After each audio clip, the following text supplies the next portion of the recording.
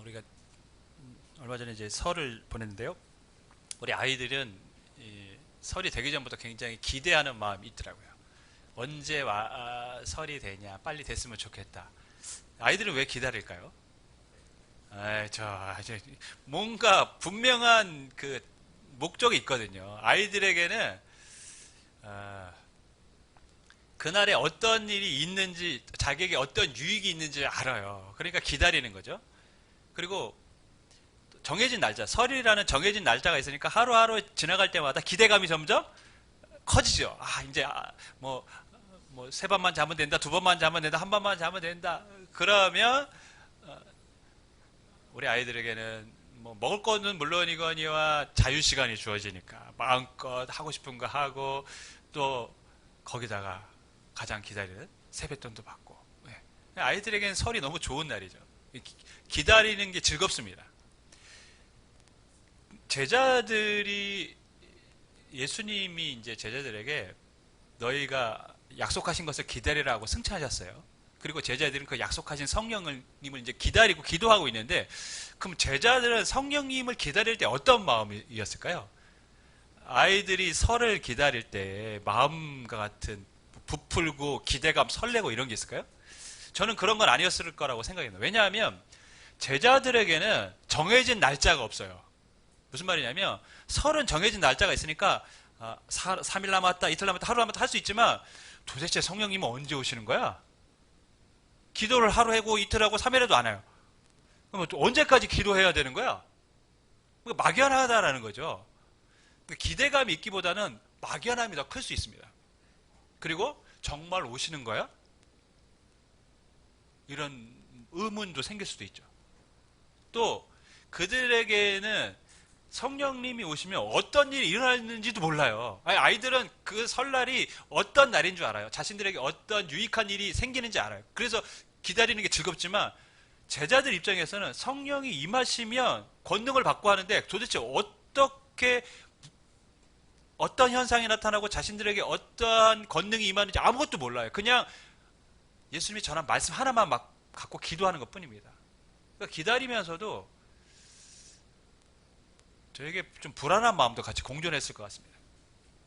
제가 처음에 저희 누님 따라서 철야 기도회를 갔을 때 그런 느낌이 있는데, 제가 이제 교회를 좀 열심히 다니다 보니까 누나가 너도 기도해야 된다 하면서 철야 예배를 이제 데리고 갔어요. 저는 처음에 사이비 집단이 온 줄 알았습니다. 사람들이 막 소리쳐서 기도하는데 순간 그게 내가 뭔가 사이비 집단에 끌려왔고 누나가 거기에 지금 빠져 있다라는 그 생각을 가졌어요. 그래서 기도고 뭐고 그땐 굉장히 정신이 멍했습니다. 여기 뭐 하는 곳이야? 제자들이 성령이 임한다고 했을 때 과연 어떤 일이 일어날까? 도무지 알 수가 없어요. 그러니까 설레고 기다리는 마음도 뭐 있었겠지만, 또 하나 두렵고 불안하고 모호하고 뭐 이런 부분들이 같이 공존했을 겁니다. 성령님은 언제 임하시는 것이고, 성령님이 임하셨을 때는 도대체 어떤 일이 일어났을까요? 그리고 그것이 의미하는 것은 과연 무엇일까? 시는 오늘 본문이 그 말씀을 하고 있습니다. 1절 말씀 우리 같이 읽겠습니다. 시작.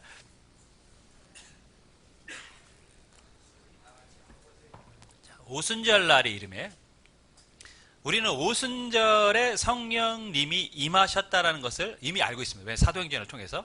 근데 제자들은 알고 기도하는 것이 아니라 여전히 모르는 상황에서 기도를 하고 있습니다. 그냥 그날이 오순절이 되었고 여전히 모여서 기도하는 가운데에 성령님이 임하신 것입니다. 근데 우리가 여기서 이제 하나 질문을 하고 싶은 게 있는데, 성령님은, 약속하신 성령님은 오순절에 임하셨습니다.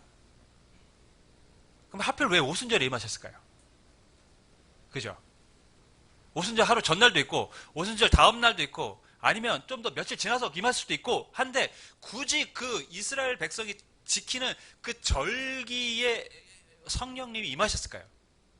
실은 절기는, 성경에서 있는 절기들은 굉장히 큰 의미를 갖고 있어요. 저희가 이제 다음에 말씀을 배울 게 5대 제사와 7대 절기에 관한 부분인데, 분명히 절기들은 하나님이 계획하신 뜻이 있습니다. 6월절이 어떤 날입니까? 이스라엘 백성이 애굽의 종으로 있을 때에 마지막 재앙이 뭐죠? 10번째 재앙. 장자가 죽는 재앙이고, 그 장자의 죽음을 피하는 길은 양의 피를 발라서 문인방과 설주에 바르면 죽음의 사자가 넘어가고 생명을 보존하는 거예요. 그때 그제서야 바로가 떠나게 한 겁니다. 그러니까 6월절은 뭡니까? 죽음을 모면한 날이고 양의 피로 자유를 얻게 된 날이죠. 근데 예수님은 언제 돌아가시죠? 6월절에 돌아가세요. 왜? 6월절 어린 양이시니까. 예수님의 피로 우리가 죽음을 면하고 영원한 자유를 얻게 되는 겁니다. 더 이상 사탄의 종이 되는 것이 아닙니다. 죄의 종이 되는 게 아니에요. 그래서 예수님은 6월절 어린 양이 되십니다. 오순절도 마찬가지겠죠. 오순절의 성령이, 그 절기에 성령이 임했다는 것은 분명히 하나님의 뜻이 있고 계획이 있다는 것을 우리가 알 수 있습니다. 그러기 위해서 먼저 뭘 알아야 됩니까? 오순절이 뭔지를 알아야 됩니다. 자, 오순절 어떤 절기입니까? 이스라엘 백성이 이제 애굽에 나와서 가나안에 들어가서 곡식을 심죠. 그 다음에 첫 번째 이삭이 나면, 추수를 한 게 아니라 이삭이 나면 그 이삭을 이제 하나님 앞에 이삭이 난 것에 대해서 감사를 드립니다. 그래서 그게 초실절이라고 해요. 처음 이삭 맺힌 것을 드렸다는 절기입니다. 그 초실절 다음에 7주 지난, 그래서 77에 49일이죠. 그 다음 날 50일 되는 날이 무슨 날이냐? 바로 오순절. 50일 지난 날이라는 거예요. 그래서 77절이라고도 합니다. 77에 49, 그 다음 지난 날이기 때문에. 근데 이 날은 어떤 날이냐면 실은 보리를 추수한 다음에 하나님께 감사의 예배를 드리는 날이 오순절입니다. 그래서 맥추절이라고도 합니다. 보리를 추수한 날이라는 거죠. 그러니까 77절, 오순절, 맥추절 같은 절기입니다. 근데 이스라엘에는 세 번의 추수를 합니다. 첫 번째 4월에서 5월에 보리 추수를 합니다. 6월에서 7월에 밀 추수를 해요. 그리고 9월에서 10월에 과일과 포도를 거둡니다. 그래서 과일과 포도를 거두는 때를 이제 수장절이라고도 하죠. 그러니까 맥추절은 1년에 3번의 추수가 있는데 그 3번의 추수 가운데 첫 번째 추수를 하는 날과 동시에 이제부터 계속해서 추수가 있다라는 것을 알려주는 날이기도 합니다. 이게 중요합니다. 맥추절은 뭐라고요? 이제 본격적인 추수가 시작되었다라고 알려주고 그것에 감사하는 절기라는 것이죠. 자, 그럼 성령님이 오심과 오순절의 오심과는 어떤 연관이 있을까요? 우리가 성경 한 구절 찾겠습니다. 요한복음 12장 24절 말씀.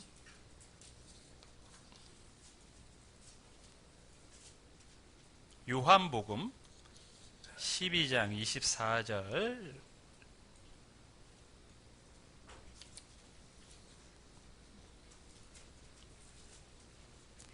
자, 우리 찾으셨으면 우리 함께 읽겠습니다. 시작.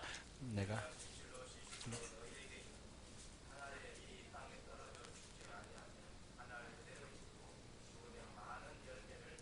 예수님이 했던 말씀 중에 우리가 참 잘 알고 있는 말씀이죠. 한 알의 밀알이 땅에 떨어져 죽지 않으면, 밀이 땅에 떨어져 죽지 않으면 한 알 그대로 있고 죽어야 많은 열매를 맺는다. 이 말씀이 언제 하신 말씀이냐면 예수님이 예루살렘에 입성하신 다음에 하신 말씀이에요. 예루살렘에 입성하셨다는 건 뭡니까? 이제 곧 예수님은 자신이 죽게 된다라는 것을 알고 있는 상황에서 하신 말씀입니다. 그러니까 지금 한 알의 밀이 죽는다는 것은 누구를 상징하는 것이죠? 자신을 상징한 거예요. 내가 죽어야만 많은 열매를 맺게 되고 내가 죽지 않으면 열매를 맺을 수 없다. 무슨 말씀입니까? 예수님의 죽음을 통해서 이제 새로운 생명들이 하나님께로 돌아오게 될 거라는 말씀을 하신 것이죠. 근데 예수님이 죽으신 다음에 이제 많은 열매를 맺게 되는 그 시작이 언제입니까? 오순절이라는 거예요. 오순절. 이제 추수가 시작되었다. 본격적인 추수가 시작되었다. 그래서 우리가 잘 아는 것처럼 오순절날 제자들에게 성령이 임한 다음에 베드로가 한번 설교할 때마다 5천 명, 3천 명 이렇게 회심하는 역사들이 납니다. 예수님이 말씀하신 것처럼 많은 열매를 맺게 된다는 그 말씀이 그대로 성취되어집니다. 성령이 너희에게 임하시면 너희가 권능을 받고 예루살렘과 온 유대와 사마리아 땅끝까지 이르러 내 증인이 되리라. 성령이 임하신 다음에 무슨 역사가 일어납니까? 복음 증거의 역사가 일어남과 동시에 그것은 영적 추수의 시대가 도래했다는 것이죠. 그러니까 오순절 날 추수를 시작하는 그날에 누가 오셔야 합니까? 성령님이 오셔야 되죠. 왜? 성령님을 통해서 이제 영적인 추수의 시대가 도래했다는 겁니다. 그러니까 오순절에 성령님이 오신 것은 이제 본격적으로 영적 추수가 시작되었다. 누구를 통해서요? 성령님을 통해서. 그것을 알려주는 것입니다. 우리가 이제 여기서 알 수 있는 게 뭐냐면 하나님의 계획은 완전하다. 실수가 없다는 것이죠. 6월절, 과거 애굽에서 있었던 그 일을 이스라엘 백성이 절기를 지키는 것이지만 실은 그것은 누구를 상징하고 있습니까? 예수님의 죽음을 상징한 거예요. 이스라엘 백성들의 지키라고 했던 오순절, 맥주절, 그것은 그냥 단순한 보리추수를 위해서 감사하는 절기가 아니라 실은 무엇을 바라보고 계십니까? 성령님이 오셔서 이제 본격적으로 하나님이 추수의 시대가 도래했음을 알려주기 위해서 이스라엘 백성의 절기를 지키라고 하신 것이죠. 하나님의 계획은 완전하며 한치의 오차가 없는 것입니다. 그래서 우리가 부른 찬양이, 전 그래서 마지막 찬양이 좀 감동적이었어요. 신실하신 하나님, 어떤 하나님? 실수가 없으신. 하나님의 계획은 완전하시고 실수가 없으십니다. 할렐루야. 하나님의 계획은 완전하고 실수가 없으십니다. 여러분, 우리가 이 땅에 살면서 실은 우리가 계획대로 되지 않고 우리가 기도했던 것이 응답되지 않을 때 우리는 낙심할 수 있습니다. 왜? 그게 인간이니까요. 그리고 그 하나님 이해되지 못한 어떤 일들 때문에 믿음이 흔들릴 수도 있어요. 그게 인간이에요. 근데 분명한 것은 우리가 이해하지 못하는 상황이라고 할지라도 하나님의 계획은 완전하고 그분은 실수가 없으십니다. 우리를 향한 하나님의 계획은 완전하고 그분은 실수가 없으십니다. 할렐루야. 그래서 우리는 그분을 신뢰해야 되는 것이죠. 믿고 따르고 기도해야 되는 것입니다. 완전하신 하나님이, 제자들이 오순절에 성령이 임하실 줄 몰랐어요. 그거는 누구만 알고 있습니까? 하나님만 알고 계신 것입니다. 우리도 마찬가지입니다. 언제 어느 때 하나님의 계획이 우리 가운데 이루어질지 몰라요. 우리 단지 기도만 할 뿐이에요. 근데 그 계획은 하나님의 때에 하나님이 이루어 주실 줄 믿습니다. 그래서 우리는 믿고 기도하는 것 뿐입니다. 여러분. 근데 성령이 임하셨을 때 특별한 현상들이 나타났습니다. 2절부터 4절을 우리 같이 읽도록 하겠습니다. 시작. 호련히.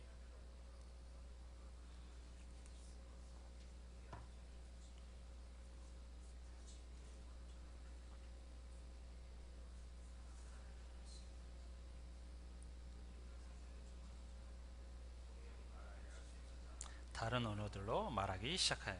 세 가지 현상이 나타났어요. 급하고 강한 바람 소리가 집안에 가득했대요. 어떤 소리인지 모르겠지만 우리가 바람 세게 휘 이런 소리 나듯이 그런 소리가 났듯이 하여튼 집안에 그런 소리가 갑자기 막 나기 시작했던 것이죠. 그 다음에 제자들 머리 위에 불의 혀 같은 것들이 다 하나씩 이렇게 눈에 보이기 시작한 겁니다. 뭔가 특별한 현상이 나타났음을 그들이 알 수 있었던 거죠. 세 번째 뭡니까? 또 중요한 것은 다른 언어로 말하기 시작합니다. 흔히 말해서 이제 방언을 하기 시작했습니다. 성령이 임하셨을 때 보면 지금 특별한 현상들이 나타났던 것을 우리가 알 수 있습니다. 그래서 어떤 사람들은 성령님이 임하시면 꼭 이런 특별한 현상이 일어나야 된다고 말하는 사람들이 있습니다. 근데 그것은 뭐 성경적이지는 않습니다. 특별한 현상이 나타나야만 성령이 임하시는 것이 아니죠. 성령이 임하신 증거도 아닙니다. 여러분, 제자들은 성령님이 임하시면 어떠한 현상이 일어나는지 몰라요. 그렇기 때문에 제자들에게는 그것을 알 수 있도록 하나님이 뭔가를 보여주시고 들려주셔야만 했어요. 무슨 말씀인지 아시죠? 성령님이 오셨는데 어떤 현상도 없었으면 그들이 성령을 받은 건지 안 받은 건지 몰랐을 거 아닙니까? 근데 그들에게는 무엇이 필요합니까? 성령이 임하셨다는 증거가 필요한 거예요. 그래서 급하고 강한 바람처럼 소리도 들리게 하시고 불의 여처럼 갈라지는 것이 머리 위에 있게 보이기도 하시고 다른 언어로 말하기도 하신 거예요. 뭡니까? 성령이 임하셨다는 것을 제자들이 알도록 하나님이 증거를 주셨다는 거예요. 우리가 여기서 알 수 있는 게 뭐냐면 성령님이 특별한 현상으로 그들에게 하신 거는 뭐냐? 그들에게 성령이 약속한 대로 임하셨음을 믿도록 하기 위해서, 믿음을 더하시기 위해서 임하신 것입니다. 성령님이 임하시면 어떤 특별한 현상이 일어나야 되는 것이 아니라 성령님이 임하시면 가장 중요한 특징이 뭡니까? 믿음의 확신이 생기는 것입니다. 하나님이 행하신 일을 믿게 되는 것입니다. 어떤 사람들은 어떤 특별한 현상을 경험하고 하나님을 알게 되는 경우도 있습니다. 실제로. 하지만 그렇지 않은 사람들도 있어요. 어떤 특별한 현상이 없었는데 어느 날 갑자기 나에게 확실한 믿음이 생기는 사람들도 있어요. 그죠? 저는 후자의 같은 경우예요. 어느 날 갑자기 예수님의 죽음이 믿겨졌어요. 그 희한한 일입니다. 전혀 안 믿었는데 어느 날 갑자기 예수님의 죽음이 믿겨지면서 그것이 뭐랄까 뭐 부인할 수 없는 사실처럼 내게 확 다가오는 거예요. 그러니까 성령이 임하신 것이죠. 그러니까 무슨 특별한 현상이 있지는 않았지만 성령이 임하셔서 저에게 확신을 주신 것입니다. 그래서 저는 그 믿음의 확신이 있었기 때문에 참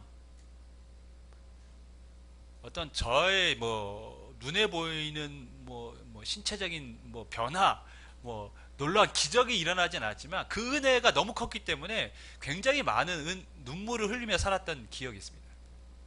저는 사랑하는 여러분, 우리 주변에는 여전히 누가 있습니까? 믿지 않는 사람들이 있습니다. 부모님도 계시고 남편도 있고 자녀들도 있습니다. 분명히 있어요. 우리가 무엇을 위해 기도해야 됩니까? 물론 우리가 그들의 건강, 자녀들의 진로 기도해야 될 제목들이죠. 하지만 정말 기도해야 될 것이 있다면 성령님이 역사하시도록 기도해야 됩니다. 왜냐? 그래야 믿음의 확신을 가지니까요. 믿음을 갖게 되니까요. 우리는 그것을 위해 기도해야 됩니다. 여러분, 달을 숭배하는 부족이 있었습니다. 제가 예전에 한번 말씀을 드린 적이 있을 것 같아요. 이 달을 숭배하는 부족이 왜 달을 숭배하냐고 물어보니까 이렇게 얘기합니다. 달은 어두운 밤에 빛을 내서 밤을 밝혀줍니다. 그러면서 하는 얘기, 어두울 때는 빛이 필요하죠. 그래서 달을 숭배한다는 거예요.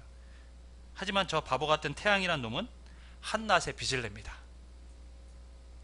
이미 사방이 환하게 밝은데 빛을 내고 있습니다. 그러니까 낮이 무엇 때문에 밝다라는 걸 모르는 거예요. 태양 때문에 밝은데 그걸 모르는 거예요. 그렇기 때문에 뭐합니까?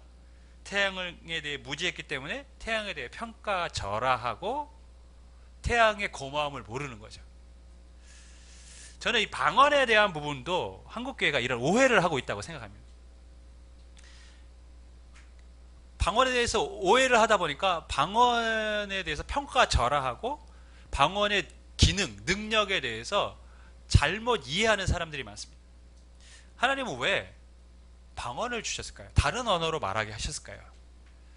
그것은 이제 9절부터 11절에 나와 있는 여러 나라의 사람들과 굉장히 큰 연관성이 있는데요. 9절부터 11절까지의 말씀 우리 함께 읽겠습니다. 시작.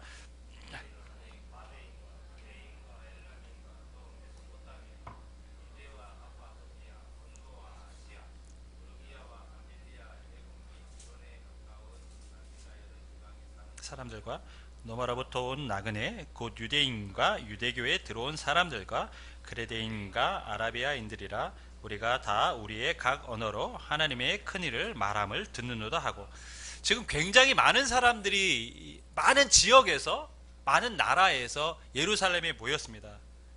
왜 모였을까요?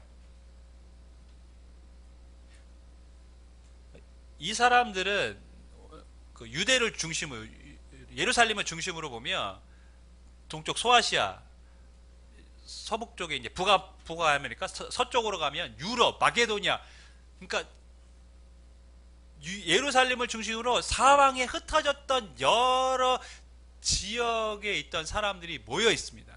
근데 이 중에는 실제 유대인도 있지만 유대인이 아닌 사람들, 즉 유대교에 들어온 사람들이 있어요. 무슨 말씀이냐면 유대인은 이스라엘 사람들이고 유대교의 사람들은 우리나라도 이제 우리나라 사람이지만 예를 들면 이슬람교회를 믿는 사람들도 있잖아요.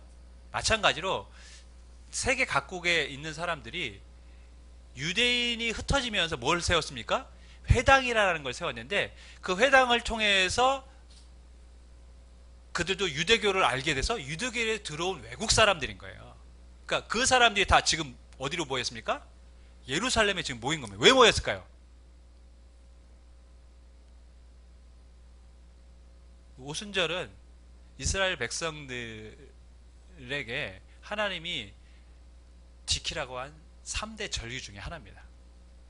하나님 앞에 반드시 나와야 되는 절기예요. 그렇기 때문에 예루살렘에 와서 하나님 앞에 경배를 하는 날이 오순절입니다. 그러니까 유대교를 가진 신앙을 가진 사람들은 그러니까 다 와야 되는 거예요. 오순절날. 그래서 예루살렘에 막 사방 여러 나라의 사람들이 유대교 신앙을 가진 사람들이 다 이제 모여온 것입니다. 근데 중요한 것은 이 사람들이 무엇을 상징하고 있는 거죠? 이 사람들은 무엇을 상징합니까? 흩어진 사람들을 상징합니다. 흩어진 사람들, 흩어진 나라 사람들. 근데 이 사람들이 와서 놀래요. 왜 놀랬을까요? 뭐 때문에 놀랬죠? 성경 뭐에 놀랬다고 기록합니까? 언어가 다르잖아요. 언어가 다른데 제자들이 다른 언어로 말하기 시작하니까 자신들의 언어로 듣는 겁니다. 여기는 이제 두 가지 견해가 있어요. 첫째, 제자들은 방언을 했는데 듣는 사람들이 각자 자기의 나라로 들었다는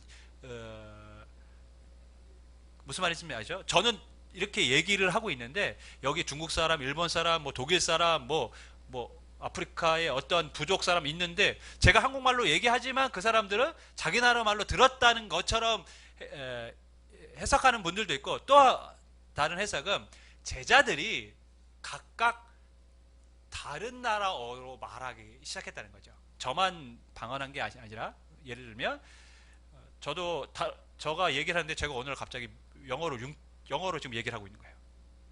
옆 사람은 일본어로 얘기합니다. 또 옆 사람은 중국어로 얘기합니다.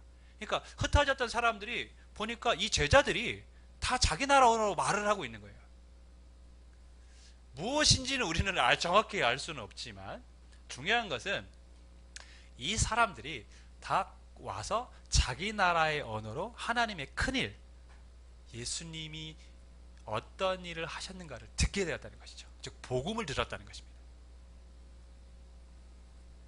여러분 방언에 대해서 근데 이제 오해하는 사람이 이제 있어요. 그러니까 방언을 주신 목적이 뭐죠 지금? 흩어진 사람들에게 뭘 전하기 위해서? 복음을 전하기 위해서. 그게 방언의 목적입니다. 방언을 주신 이유예요. 근데 어떤 사람들은 성령이 임하신 증거가 방언이라고 말하는 교단도 있어요. 무조건 방언을 받아야 된다. 그래서 방언 받는 훈련도 시켜요. 막 제가 전에 있던 제 동기 목사님은 방언을 받고 싶었는데 그러면 훈련을 해야 된다고 그러면서 망치, 벤치, 드라이버를 반복해라. 망치, 벤치, 드라이버, 망치, 벤치. 그러면 방언을 받게 된다. 그래가지고 망치, 벤치, 드라이버, 망치, 벤치, 드라이버 반복했다고. 여러분 굉장히 성령님에 대해서 방언에서 오해를 한 거죠. 그죠? 방언은 하나님이 주시는 분명히 선물, 은사입니다. 근데 그것만이 또 하나님이 주시는 은사는 아니에요. 다양한 은사들이 있습니다. 그러니까 방언만이 성령님이 임하셨다는 증거도 아닐 뿐더러 방언은 또 다른 은사들 역시 마찬가지로 교회를 세우고 복음을 증거하기 위해 주신 것입니다. 근데 사람들이 방언을 오해를 해요. 자꾸. 대신에 이 사건이 이제 놀라운 이유가 뭐냐, 여기서부터 집중하셔야 됩니다. 여러분 이 사건은 창세기 11장에 반대되는 사건이기 때문에 그렇습니다. 창세기 11장의 사건이 뭐죠? 바벨탑 사건입니다. 인간들이 하나님의 말씀을 어기고 자기 스스로의 세상을 만들려고 합니다. 그래서 하나님이 보니까 어이가 없는 거죠. 저놈들이 모여서 하는 짓이 죄만 짓는구나. 그래서 어떻게 하시죠? 언어를 혼잡케 하셔서 나중에 어떻게 됩니까? 이스라엘 사람들이 흩어집니다. 세상으로 흩어지기 시작합니다. 하나님을 배반할 인간들이 언어가 달라져서 세상으로 흩어졌어요. 근데 오순절에 어떤 일이 일어납니까? 그 흩어진 사람들이 다른 언어를 갖고 살다가 하나님이 계신 예루살렘에 모여서 무엇을 듣게 되는 것이죠? 복음을 듣게 되는 거예요. 바벨탑 사건에 반대되는 사건이 지금 오순절에 일어난 겁니다. 다시 말하면 죄로 인해서 인간이 흩어졌는데 이제 그리스도 예수의 은혜 안에서 다시 세상에 흩어졌던 사람들이 오순절날 모여서 하나님 안으로 돌아오는 사건이 바로 오순절 사건이라는 것이죠. 그래서 방언을 주신 것이고 오순절 성령이 임하신 것은 그래서 하나님이 추수의 시대가 열렸음을 우리에게 알려주는 사건인가 동시에 그래서 제자들에게 다른 언어로 말하게 하셨다는 것입니다. 할렐루야. 하나님의 계획은 완전하며 실수가 없으십니다. 위대한 사건이 벌어진 것이죠. 여러분, 왜 우리가 각 성령 충만을 위해서 기도하고 성령의 은사를 위해서 기도해야 됩니까? 물론 그것이 우리의 믿음에 확신을 주는 그런 계기가 되기도 합니다. 하지만 더 중요한 것이 있어요. 우리가 성령의 은사를 받고 성령의 충만을 받는 목적, 가장 중요한 목적은 뭐냐? 하나님 나라가 확장되도록 하기 위해서. 우리가 그것에 쓰임받도록. 그래서 우리는 성령 충만을 위해서 기도해야 되는 것이죠. 여러분, 흐르는 물은 썩지 않습니다. 하지만 고여있는 물은 어떻습니까? 반드시 썩게 되어 있습니다. 이유는 뭘까요? 새로운 물이 유입되지 않으니까요. 새로운 물이 유입되지 않으면 고여있는 물은 썩습니다. 교회도 마찬가지입니다. 여러분, 흐르지 않으면 정체되고 썩습니다. 새 생명이 계속 들어오지 않으면 교회는 정체되고 썩습니다. 이렇게 우리가 있는데 이게 5년 10년 이 상태로 계속 있으면 어떻게 될까요? 우리끼리는 좋아요. 근데 아마 분명히 이 안에 수많은 다툼들이 계속 일어날 거예요. 전도하지 않는 한국교회 썩습니다. 부패합니다. 세속화됩니다. 왜? 새로운 생명이 들어오지 않기 때문이죠. 그래서 하나님께 감사한 것 중에 하나는 하나님이 우리 교회에 이제 전도된 성도가 아니라 자연 출생으로 2명의 아이를 은호와 하임이 공평하게 남자 1명, 여자 1명씩 선물로 주셨어요. 하나님 우리를 궁일히 여겨 주신 것 같아요. 너희 썩지 말아야 한다. 여러분 지금 오늘 여러 가지 사건 때문에 이제 못 온 것 같은데 그 아이들이 있으니까 교회가 어떻습니까? 뭔가 생동감이 있잖아요. 우리 지호 처음에 태어날 때도 그랬잖아요. 근데 그 효과가 미비해지기 시작하니까 이제 주기는 한 4년 되는 것 같습니다. 새로운 생명이 오고 그래야 활력이 넘치는 거죠. 그게 교회입니다. 여러분, 고인물 교회, 고인물 성도는 되지 말아야 됩니다. 그러기 위해서 절대적으로 필요한 게 뭡니까? 성령의 역사가 필요한 것이죠. 왜? 우리는 성령의 역사가 없이는 새로운 생명을 인도할 수도 없고 성령님은 또 하나님 나라를 확장하기 위해서 복음을 증거하기 위해서 오신 분이기 때문입니다. 전기톱이 처음에 나왔을 때 얼마나 편리했겠습니까? 사람이 손으로 하던 일을 전기톱으로 나무를 벤다. 근데 여러분, 전기톱이 무겁습니까? 일반 톱이 무겁습니까? 전기톱이 훨씬 무겁습니다. 그죠? 근데 전기톱에 전기가 공급되지 않으면 어떻게 될까요? 더 힘든 일을 하는 거예요. 무거운 톱으로 막 나무를 베야 되는 거예요. 그냥 일반 톱으로 하는 게 낫습니다. 신앙생활이 그렇습니다, 여러분. 성령이 임하시면 너희가 뭘 받습니까? 권능을 받고 그 후에 복음을 증거하는 증인들이 되는 것입니다. 전원이 공급되지 않는 전기톱을 갖고 사는 것은 힘든 일입니다. 성령이 충만하지 않고 성령이 임하지 않은 상태에서 우리가 권능을 받지 않는 상태에서 사역을 하고 주의 복음을 증거하는 것은 너무 힘든 일이에요. 능력이 없으니까요. 성령님은 우리에게 전원을 공급해 주시는 그런 분과도 같습니다. 그러니까 복음을 전할 수 있도록 우리에게 역사하시는 분인가 동시에 우리에게 능력을 주셔서 그 일을 감당할 수 있도록 우리에게 힘을 주시는 분이 성령 하나님이신 줄 믿습니다. 그래서 우리가 기도해야 되는 거죠. 주 안에 사랑하는 여러분,